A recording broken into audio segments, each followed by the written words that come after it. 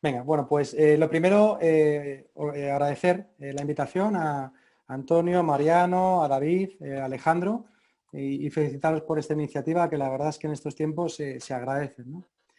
Bueno, el tema de que me decía Antonio, de más allá de la evidencia científica, bueno, es más que nada un poquito mostraros, bueno, pues cómo hacemos las cosas en Valladolid, cómo lo hago yo particularmente.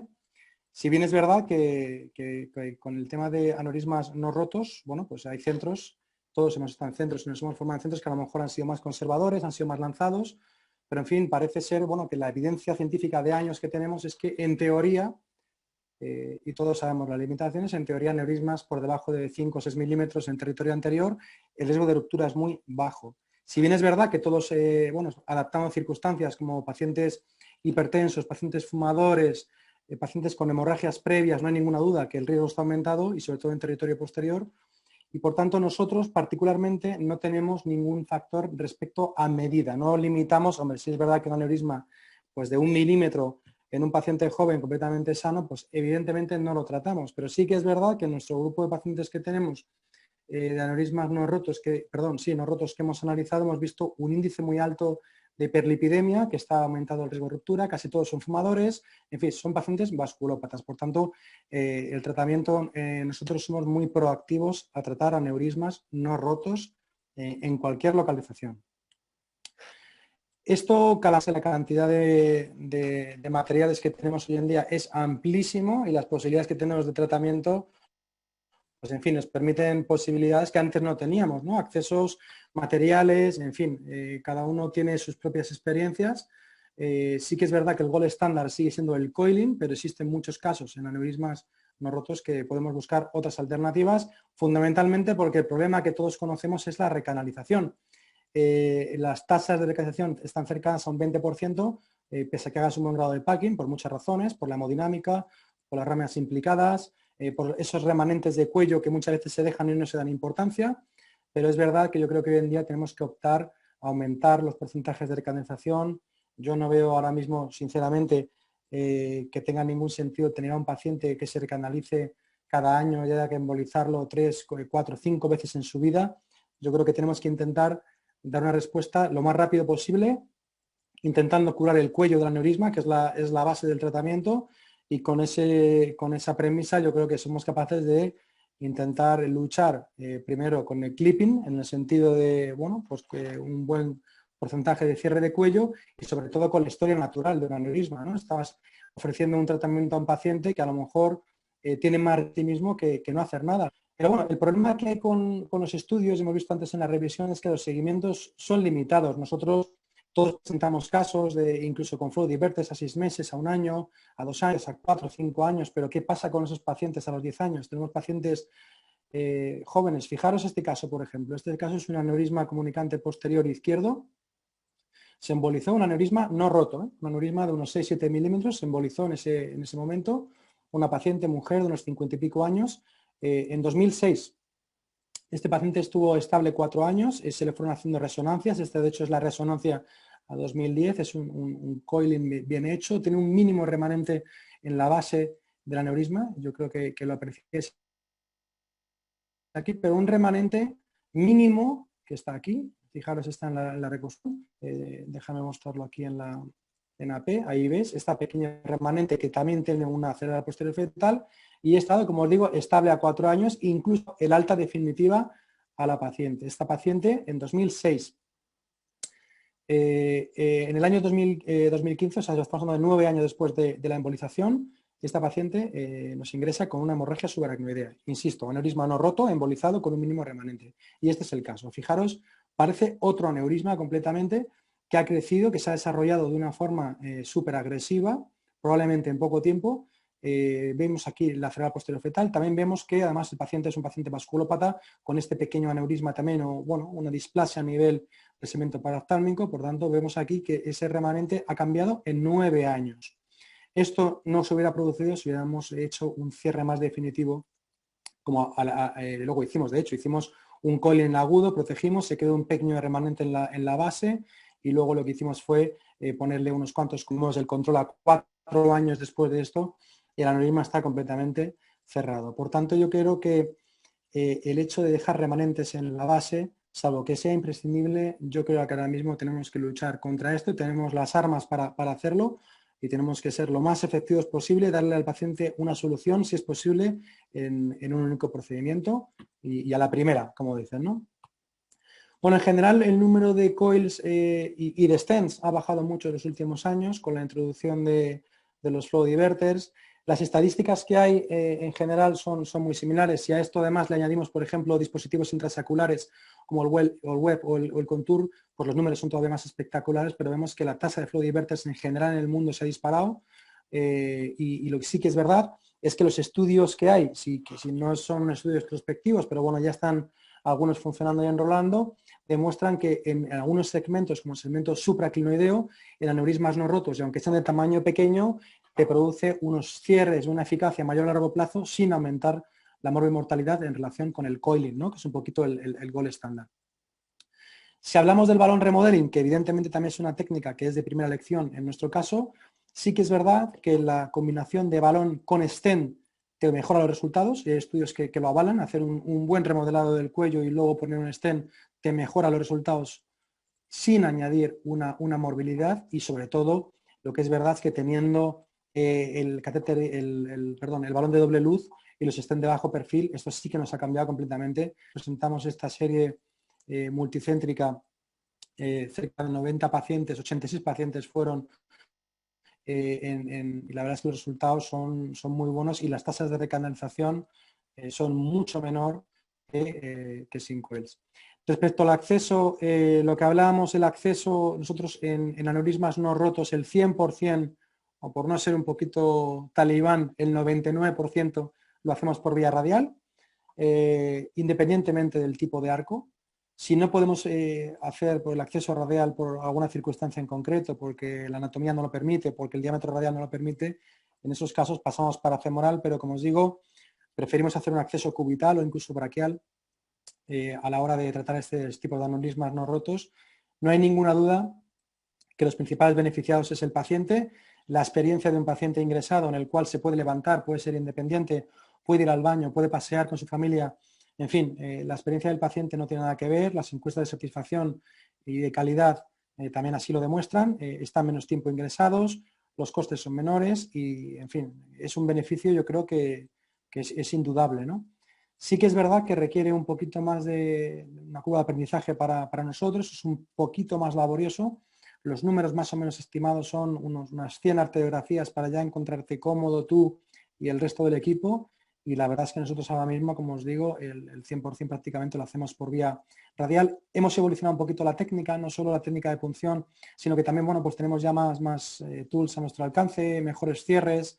Antes era más manual, antes la mano la poníamos en fin, con todo lo que teníamos a nuestro alcance. Ahora ya tenemos pues, unos elementos ya dedicados para este tipo de acceso radial, así como catéteres o introductores dedicados para eso.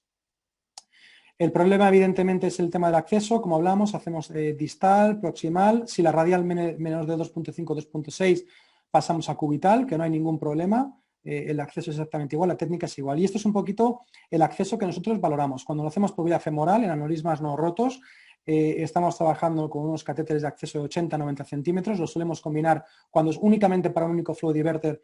Utilizamos un sistema de acceso distal de 125 centímetros. Si tenemos que poner flow diverter más coils, lo hacemos con un Navien 072 que permite introducir dos microcatéteres, tanto el Phenom 27 o el sistema de 27 con el microcatéter para el coiling.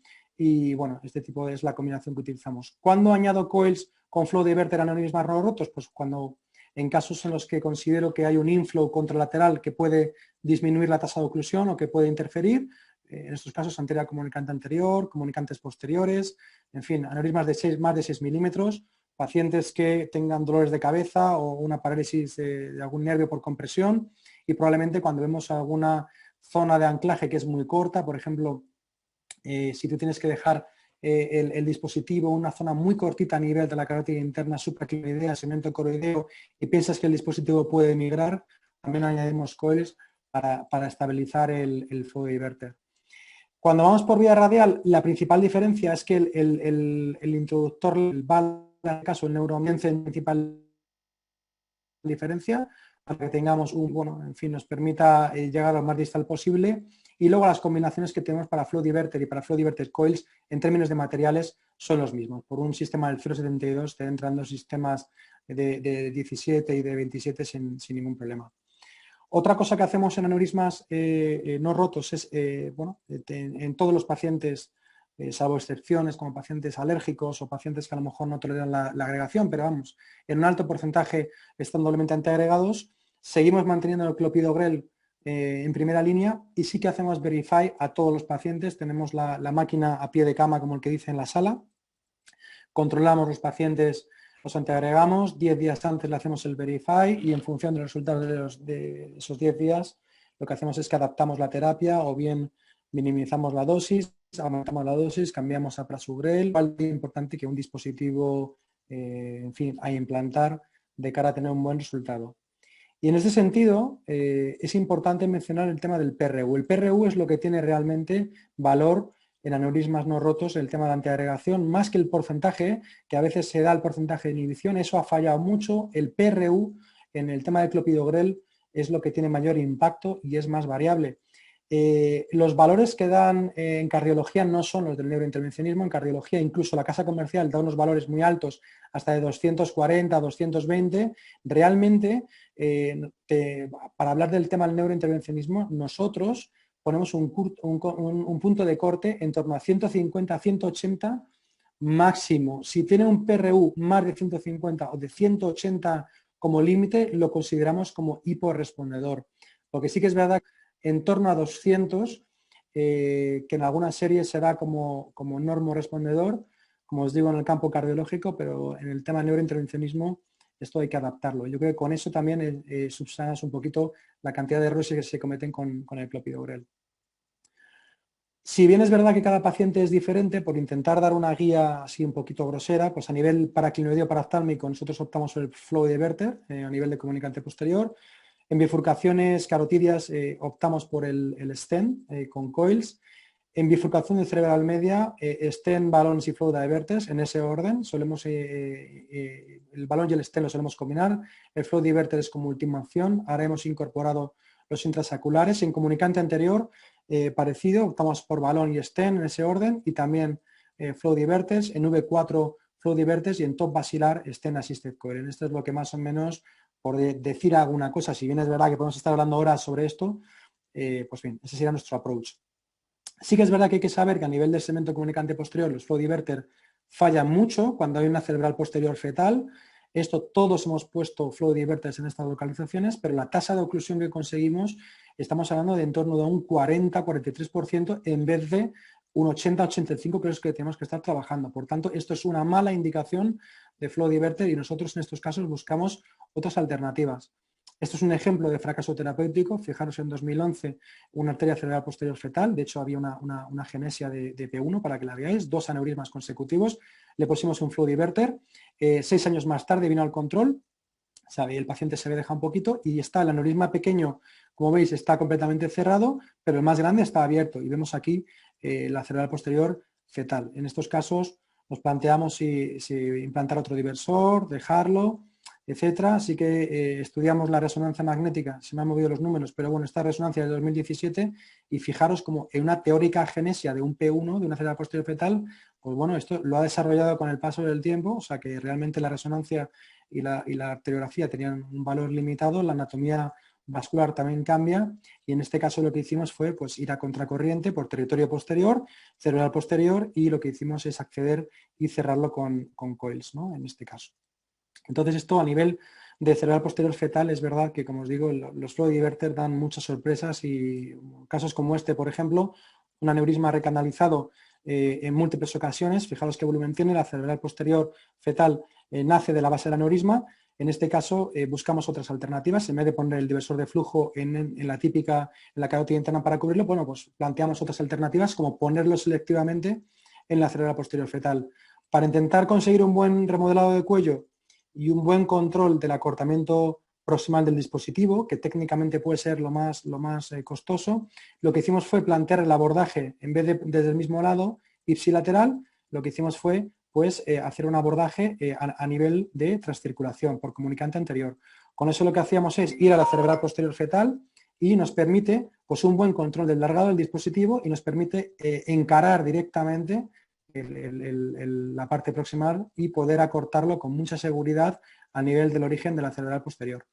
En estos casos también le ponemos unos coils, ¿para qué? Para evitar el sobredimensionamiento de estos dispositivos, que además al ser nitinol y al tener una zona de anclaje muy corta, pues hay una mayor tendencia a tener boca de pez. Entonces, en este caso lo que hicimos fue poner unos coils y favorecer el remodelado de una forma homogénea, ¿vale? Entonces, dejarme mostraros estos casos. Esta es la zona que queríamos, la precisión. Abordaje bilateral para ver bien el segmento comunicante anterior. Lo que hicimos fue navegar un sistema, un Headway 17 a través del comunicante anterior hasta la cerebral posterior fetal y por el mismo lado pusimos un microcatéter, creo recordar que era un Echelon 10. Y bueno, esta es la técnica, como os digo, que me parece interesante, sobre todo para ver que a nivel de cerebral posterior fetal, que se ha demostrado que efectivamente un flow diverter en carótida interna no es un buen resultado, existen otras alternativas y esto es gracias a la tecnología que nos ha permitido tener flow diverters de bajo perfil, como en este caso 17, pues puedes hacer ese tipo de reconstrucciones evitando cualquier tipo de eventos sobre la carótida interna. Hemos hecho 3 casos como este y los controles al año es de cierre completo y me parece una alternativa interesante para mostrar, bueno, pues que se puede ser un poquito imaginativo con este tipo de dispositivos. A nivel de flow diverters en no rotos, muchísimas veces anclamos stents LaserCAD, como puede ser el Atlas, por ejemplo, o el Aclino, para estar seguros de que está bien posicionado en curva. Sí que es verdad que muchos de los eventos tromboembólicos son por esta causa, cierres diferidos a las horas de los procedimientos, por tanto tenemos que estar seguros. Esto es un caso, por ejemplo, que os quiero mostrar, un aneurisma, podemos decir disecante, pero un aneurisma no roto a nivel de M1. Lo que hicimos fue implantar un dispositivo SIL Vista y la parte proximal nos quedó en este punto de curva, en esta intersección del segmento supraclinoideo, y este fue el fallo, ¿no? Se implantó el dispositivo, técnicamente fue bien, se hizo fácil, se intentó acortar un poquito con un balón, pero veis cómo a las 3 horas, bueno, el paciente empeoró, tuvo una trombosis del stent, se recanalizó con tirofiban y fijaros que es que realmente hay un problema totalmente de aposición y esto es típico en los flow diverters. Por tanto, si bien es verdad que intentamos buscar dispositivos menos trombogénicos como el P48 o el Pylam Shield, no solo es el dispositivo, hay que conseguir una buena posición para evitar tener cualquier tipo de eventos como este y en este caso lo que hicimos fue telescopar personalmente un Leo, un 3.5 y se reconstruyó muy bien. A nivel de bifurcaciones, creo que no tenemos mucho tiempo, pero bueno, a nivel de bifurcaciones cerebral media, tenemos en cuenta la rama implicada en el cuello. Si esta rama, por ejemplo, es pequeña, no nos planteamos poner stent. Si esta rama es muy pequeña, tampoco planteamos una navegación de balón, puesto que a veces al retirar el balón cambia mucho la anatomía. Y si es un ángulo muy cerrado, tampoco planteamos el cateterismo y planteamos los flow diverters. Eso es un tema muy amplio a discutir. Pero fijaros, por ejemplo, este caso de bifurcación, aneurisma no roto, esta rama frontal precoz con un cuello muy estrecho. La verdad es que existen muy pocas alternativas más allá del flow diverter en este caso y de hecho fue lo que hicimos, implantar un Pylam Shield y fijaros el control al daño con una muy buena reconstrucción. En los flow diverter de bifurcaciones elevadas, esta aneurisma, por ejemplo, de bifurcación de cerebral media izquierda, existen varias alternativas, remodelado con sobreexpansión aquí, un web, half T se podría plantear, aunque la arteria es pequeña, pero aquí decidimos implantar un diversor, un pipeline en este caso, y lo que pasó es que nada más implantarlo, el aneurisma desapareció, algunas ramas también, y lo que vimos fue que esto estaba pasando porque el paciente tenía una bajada de tensión, tenía una hipotensión significativa, y al subir la tensión, pues tanto el aneurisma como las ramas se abrieron y no hubo ningún evento, y esta es la evolución a 5 meses y luego a los 2 años cierre completo, ¿no? O sea que a nivel distal tenemos que trabajar con tensiones arteriales elevadas. Aneurismas similares con una rama un poquito menos angulada y un poquito más ancha, podemos plantear el remodelado con un balón de doble luz, en este caso era un Eclipse 2L, intentamos sobreproteger la rama y luego le implantamos el dispositivo. En este caso era un Leo Baby con buen resultado. Si la rama es un poquito más angulada y el cuello más ancho, a veces no queda más remedio que hacer una half T. A ver si se me ha quedado esto aquí. Vemos que pusimos un balón en la división superior, en este caso en una cerebral media, con la inestabilidad de los coils no es suficiente y en estos casos, como os digo, la técnica también es muy buena poner una half T con un braided stem, como puede ser el Elvis o el Baby Leo, y luego le pusimos otro stem abajo en T. Por tanto, esta alternativa también es una alternativa eficaz para intentar evitar el cruce de stems. A veces es beneficioso cambiar la angulación de la rama, por tanto también utilizamos los laser cut stems a través de balón, como el Aclino o el Atlas. Y en estos casos, bueno, también tenemos unas alternativas recientes como son los intrasaculares. Y yo os quería mostrar unos casos que hemos hecho con el Contour, que es un dispositivo nuevo. Fijaros este aneurisma, podemos plantear alternativas. Aquí tenía una pequeña estenosis en la división superior, por tanto planteamos no poner ningún tipo de stent en esta zona. Y bueno, pues la verdad es que con un único dispositivo, de una forma muy sencilla, implantamos y la verdad es que te permite recubrir el cuello de una forma muy segura en estos aneurismas como estos, en los cuales conseguir una buena tasa de oclusión es muy complicado sin tener una morbilidad añadida. Más o menos los flow diverter en una situación como esta tendríamos más o menos un 8% de eventos tromboembólicos y la verdad es que con un único dispositivo podemos reconstruirlo muy bien. Bueno, vamos muy justos de tiempo, igual el abordaje no cambia mucho, hacemos más doble remodeling que en otras localizaciones y la verdad es que los resultados son muy buenos. Si nos queda algún remanente le ponemos un stem de bajo perfil, incluso hemos puesto también algún Seal Vista Baby a través del Eclipse 2L y la verdad es que es una solución muy buena. Con una alta tasa de son, ponemos en X, en escopeta, en fin, cada uno en función de la anatomía, eso yo creo que todos lo hacemos igual. Sí que es verdad que en comunicante anterior nos gusta tener el control de los dos lados, así que en muchísimas ocasiones o casi siempre hacemos abordaje derecho e izquierdo para poder entender bien la anatomía y poder, si hace falta, poder posicionar un balón por cada uno de los lados si fuera necesario y la verdad es que con este tipo de abordaje bilateral tenemos buenos resultados. Otro ejemplo, por ejemplo, con ramas implicadas en la base del aneurisma. Este es un comunicante anterior con una trifurcación. Esta A2 salía del aneurisma. Este aneurisma fue desechado hace años por este motivo a nivel de endovascular. Tampoco se quiso operar por el mismo motivo. El caso es que se ha ido siguiendo, pero ha crecido un poquito. Y aquí lo que hicimos hace unos días fue implantar un dispositivo, en este caso Contour, para poder posicionarlo bien a la pared de la arteria y que respetara esa rama. Y fijaros que después de la implantación la rama seguía permeable y el aneurisma empezó a retener.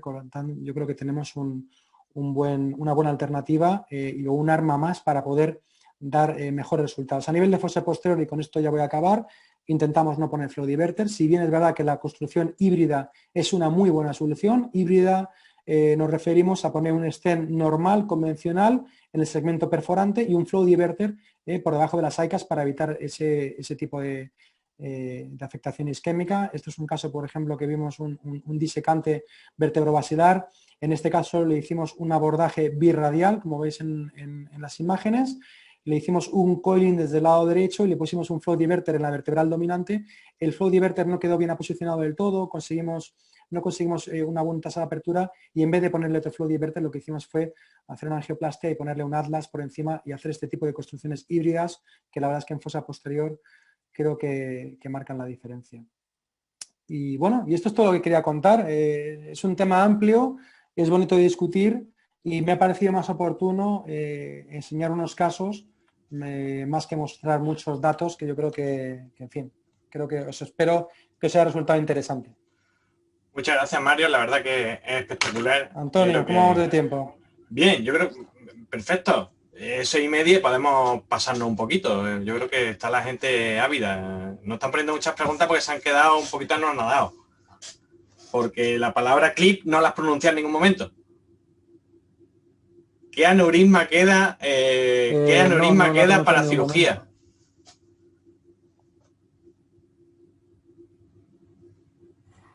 Es un tema complejo, mira, a veces es un tema también a todo el mundo nos interesa mantener también una buena práctica con el equipo de neurocirugía, ¿no? Y que mantenga un buen nivel. Si hablamos puramente de técnica y nos vamos más allá de los hospitales y que hablamos de su problemática y su entorno, si nos vamos más allá de eso ahora mismo, yo te diría que cerca del 100% de aneurismas los podemos hacer por vía endovascular de una forma muy segura. ¿Tenéis preguntas? Van entrando preguntas en el chat. A ver si es que me consta que hay algún neurocirujano por ahí que nos quiere preguntar. Mariano dice, nos está diciendo por las preguntas, ¿cuándo stent más coil y cuándo diversor más coil?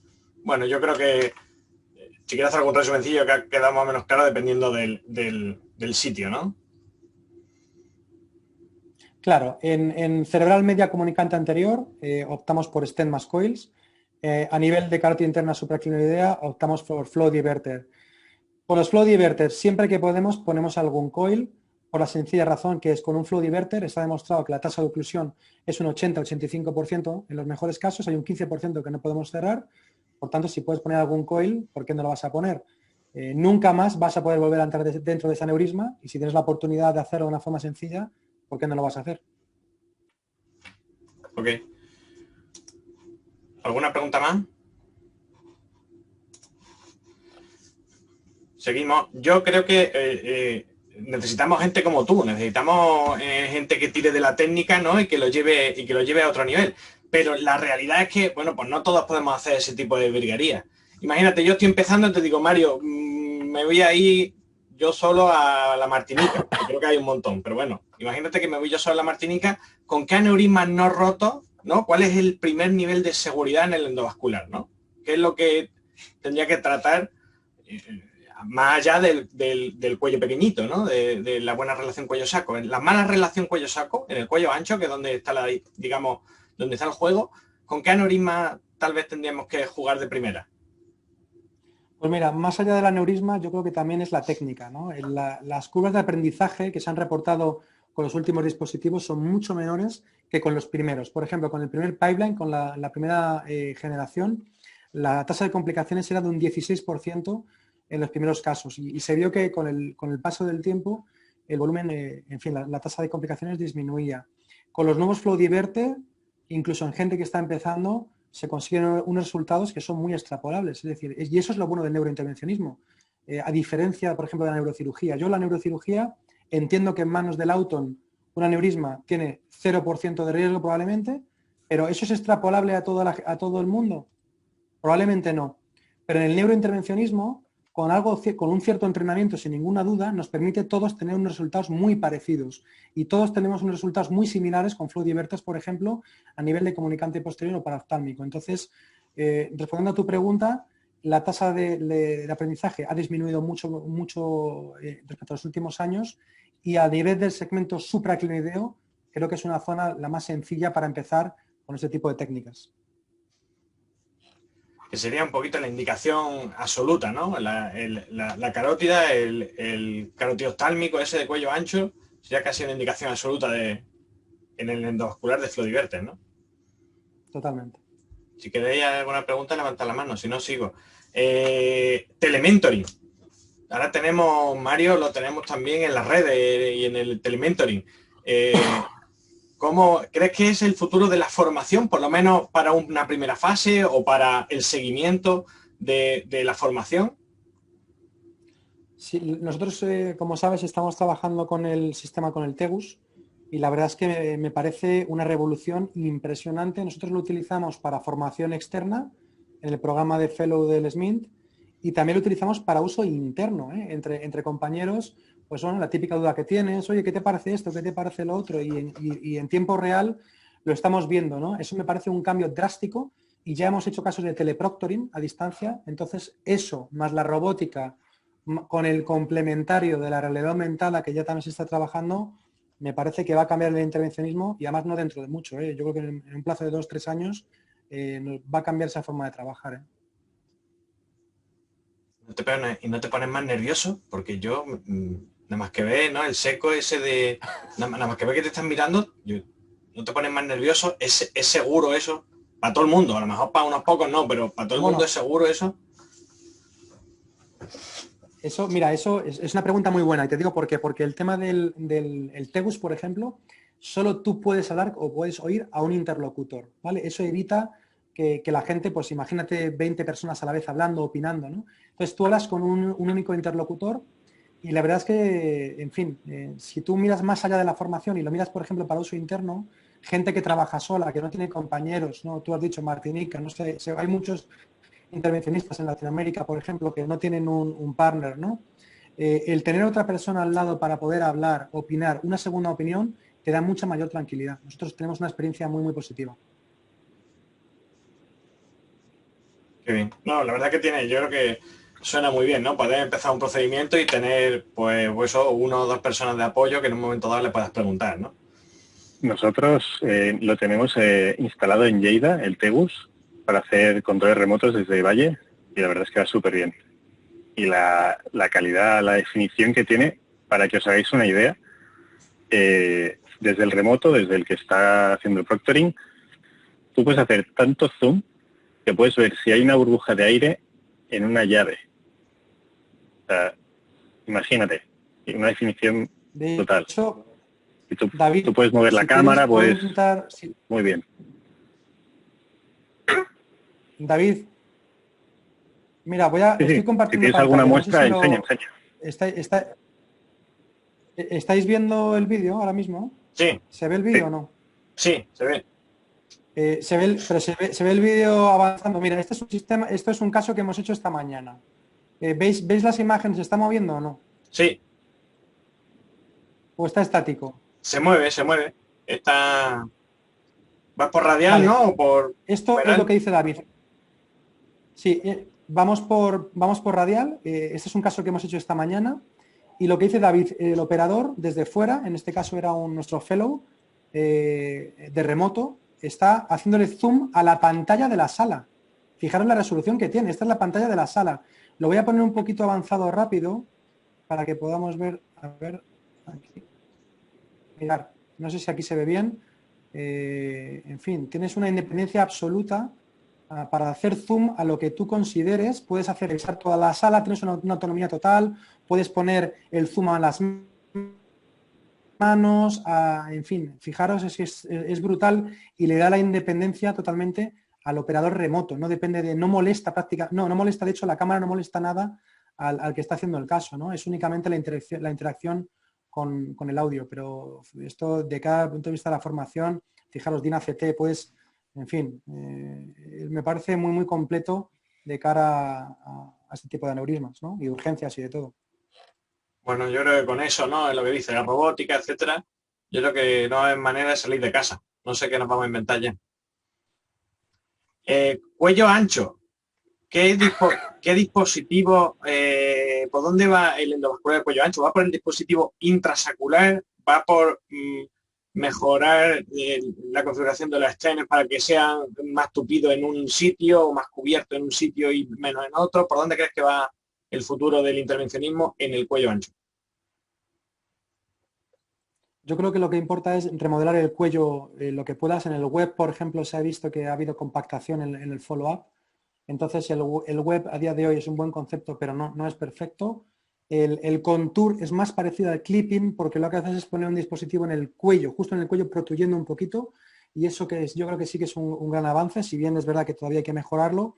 Y a día de hoy, si consideramos que la arteria es donde está la enfermedad, pues los flow diverters yo creo que ganan por goleada al cuello ancho en general por buscar algún tipo de, evidentemente hay matices, ¿no? Por localización, pero si no tuviéramos esos eventos tromboembólicos o no hubiera los problemas con la medicación, yo creo que los flow diverters permiten la mejor endotelización.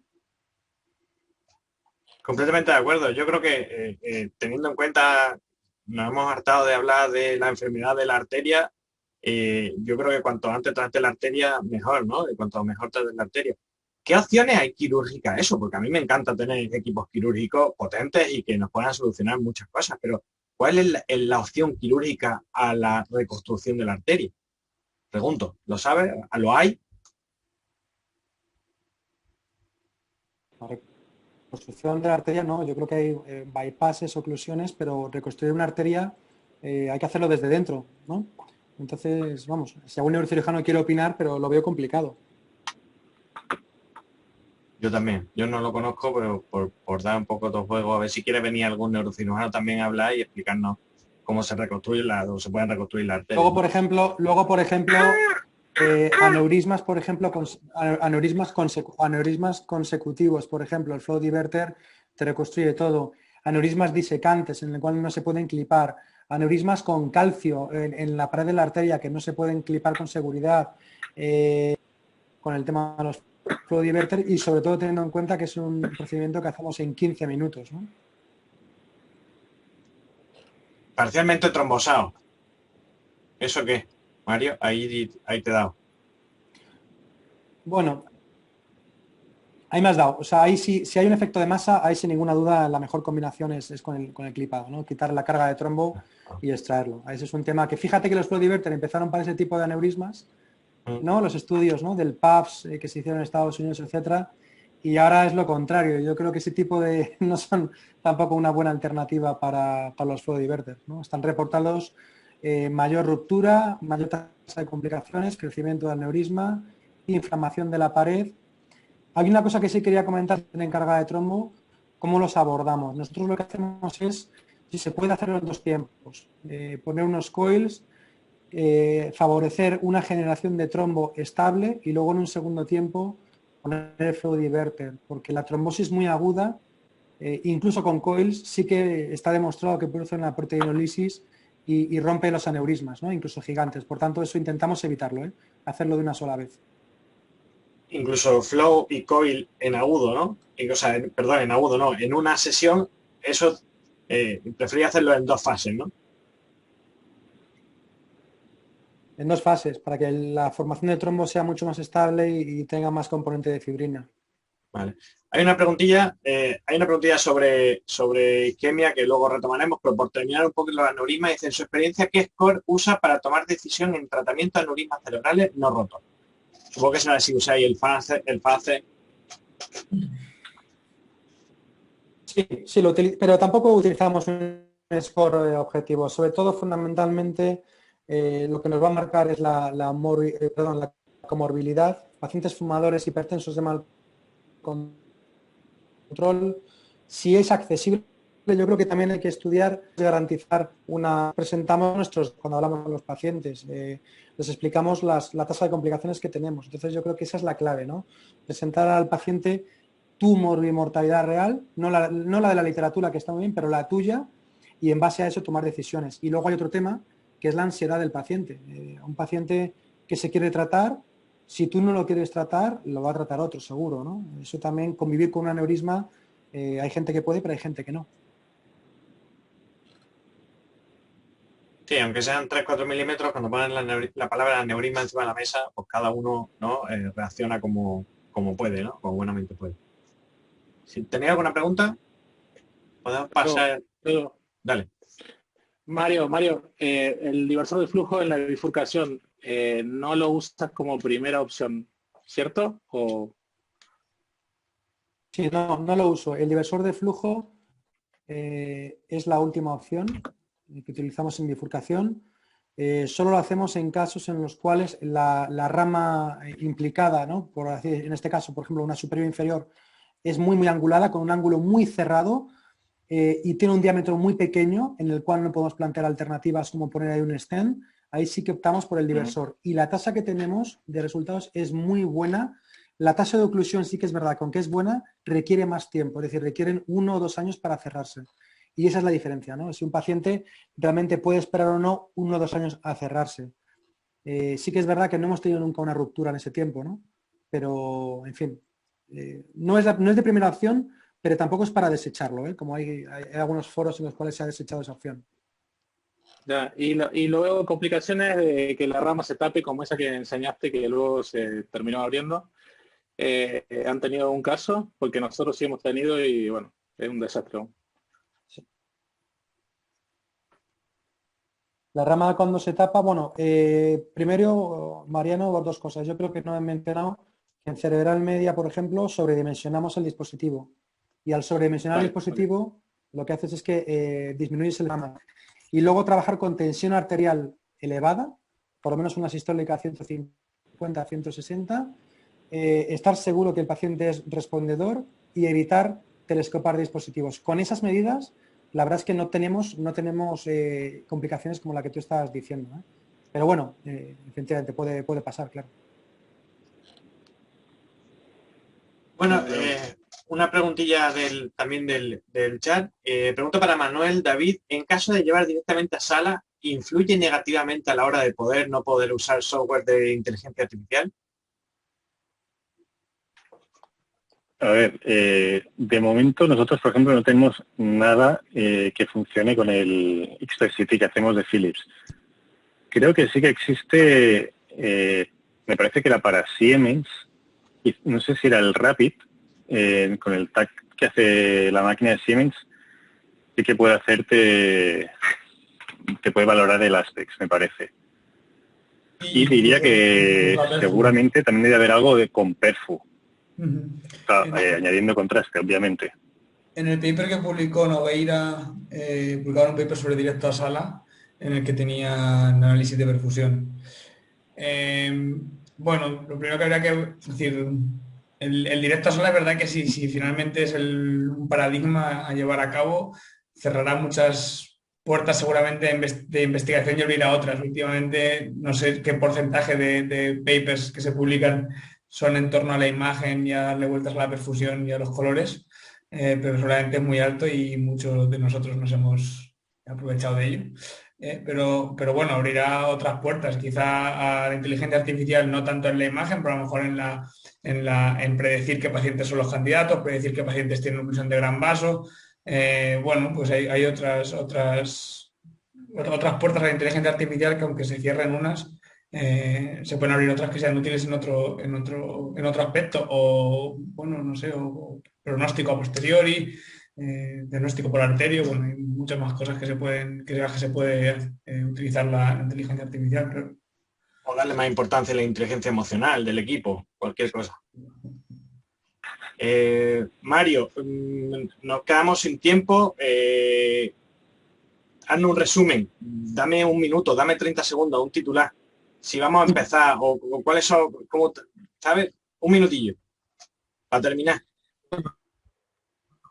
Yo creo que, para terminar, que existen una variedad de técnicas impresionantes en el intervencionismo que ha evolucionado en los últimos años y nos permite detectar con seguridad los aneurismas, y que sí que recomiendo es que se coja experiencia con un dispositivo en concreto, que no se prueben muchos dispositivos a lo loco, porque al final la curva de aprendizaje no va a ser ninguna con ningún dispositivo. Lo mejor es tener buenos resultados, garantizar seguridad y eficacia, no importa el dispositivo que sea, cada uno en su entorno.